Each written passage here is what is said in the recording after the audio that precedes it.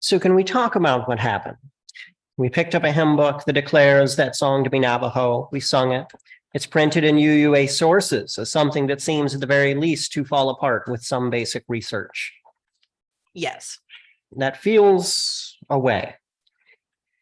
So there's part of the conversation surrounding cultural appropriation that's about artists from non-marginalized groups using characteristics from marginalized groups in their art or practices.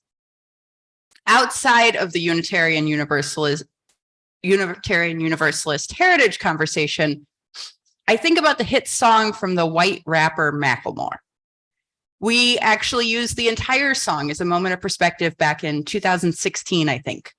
Before we had screens to watch the video, we listened to this song together. And in his 2016 song, White Privilege 2, Macklemore pens, "Ben, think about it. You've exploited the music and stolen the music. The moment, the magic, the passion, the fashion. You toy with the culture that was never yours to make better. You're Miley, you're Elvis, you're Iggy Azalea.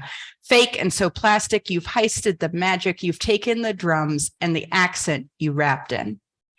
I understand that. I'm 2002, white rapper Eminem. He wrote the lyrics for white America.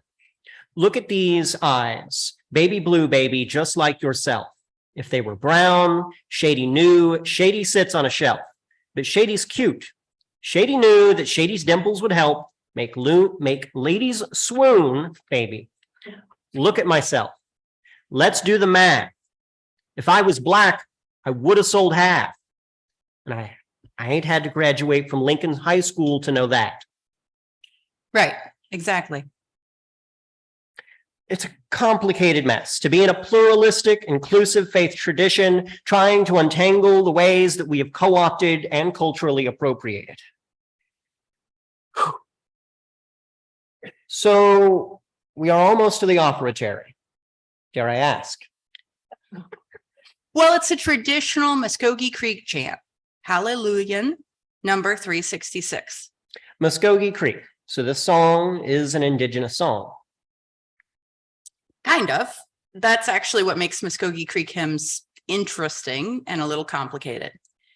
And a perfect example of how our simple rubrics surrounding cultural appropriation fall apart sometimes. NPR articles quote a white professor of music who has become deeply involved in the Muskogee Creek community due to his son's Muskogee Creek heritage on the way that these hymns came to exist. His name's Dr. Hugh Foley, and he is quoted as saying, "We're talking about a pre-removal music that happened in the early 1800s and was a combination of African spirituals, Muskogee words, and perhaps some influences from their ceremonial songs. And then all that being started by the Scottish missionaries who bring in Christianity and their own singing style. All three of these merge into what we now know as Muskogee Creek hymns, which are a unique musical product in American and world music history." So we're talking about Scottish missionaries, African spirituals brought by enslaved people, and the Muskogee words and ceremonial songs all getting kind of mixed together in the 1800s before the Trail of Tears, that's what he means by pre-removal, into what's now recognized as one of the first American-born musical styles.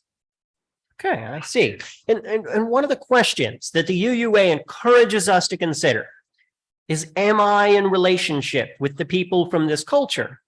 And like the question for Muskogee Creek is, which culture? Absolutely. And how long ago does our cultural appropriation lens go? Where does the line stop? Often the most important questions are along lines of power dynamics, but it all gets a bit mushy. It certainly is. I mean, we're talking about a conglomeration of colonization here. Creek being in many ways, but it's also nuanced. It's as an English term for several tribes that were mushed together and generally internally identifiable as the Muskogee, but also a lot of other names, because again, it wasn't all the same folks. It was folks whom colonizers chose to lump together. We're looking at adopted African traditions from people who were enslaved and could not consent, about how their faith, spiritual, and music traditions were taken and used. And among the Scottish, you have missionaries who represent an amalgamation between the religions of their colonizers and oppressors among the English and their own pagan faiths and musical traditions.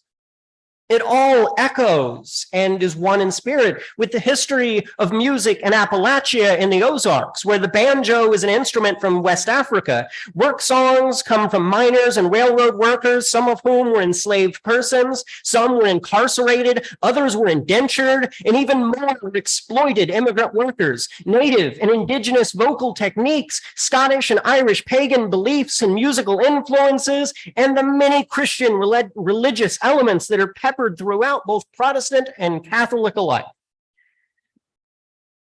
Learning our history, our heritage, our culture is nuanced. And so it's sometimes learning what's ours to use in this great amalgamation of colonized cultures pressed into an organic solidarity.